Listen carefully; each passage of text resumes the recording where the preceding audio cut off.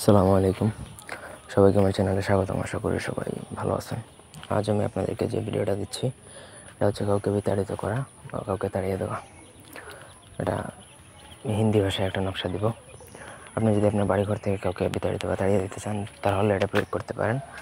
আবার যদি মনে করেন যে আপনার অফিসের কলিগ বা ব্যবসা প্রতিষ্ঠান বা যে কোনো জায়গা থেকে যদি আপনি কোথাও কাউকে বিতাড়িত করতে চান বা তাড়িয়ে দিতে চান তাহলে তারপর আপনি চাইলে ডেফিনেটলি এটা প্রয়োগ করতে পারেন। অন্যায়ভাবে এটা প্রয়োগ করবেন না। একান্ত প্রয়োজনে বা ব্যক্তিগত কাজের জন্য আমার সাথে যোগাযোগ করতে পারেন সরাসরি ফোনে বা হোয়াটসঅ্যাপে বা ইমোতে। স্ক্রিনে যে নকশাটা দেখতে পাচ্ছেন এটা ভোজপাতার মধ্যে কেশরের কালি দ্বারা লিখতে পারবেন, শুধুমাত্র অন্য কোনো কালি বা অন্য কোনো কিছুতে লেখা যাবে না। সো যেভাবে নিয়ম বলা আছে সেভাবেই আপনাকে এটা লিখতে হবে।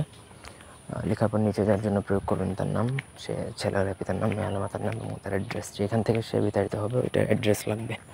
তো তার নাম, অ্যাড্রেস এবং এগুলো দিয়ে আপনি নকশাটা লেখা কমপ্লিট হয়ে গেলে তারপর সেই নকশাটা একটা কালো কাপড়ে পুটলা বাঁধাবেন। কালো কাপড়ের মধ্যে ঢুকিয়ে ভালো করে মুখটা বাঁধবেন, পুটলার মতো বানাবেন। তারপর সেই কালো কাপড়টা আপনাকে যে কোনো পুরাতন কবরে দাফন করতে হবে। পুরাতন কবর বলতে যেই কবরে 3 থেকে 4 বছর আগে কাউকে দাফন করা হয়েছে এরকম কবরকে পুরাতন কবর বলা হয়।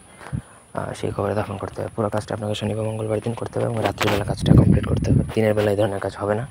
এই কাজটা আপনি দিনের বেলা করতে পারবেন না।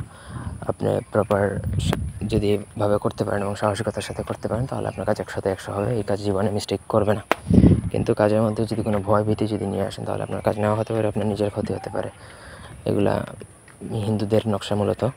সো পাক পবিত্র থেকে ভালোভাবে কাজ করতে যাবেন, অন্যথায় কিন্তু আপনার নিজের সমস্যা হতে পারে।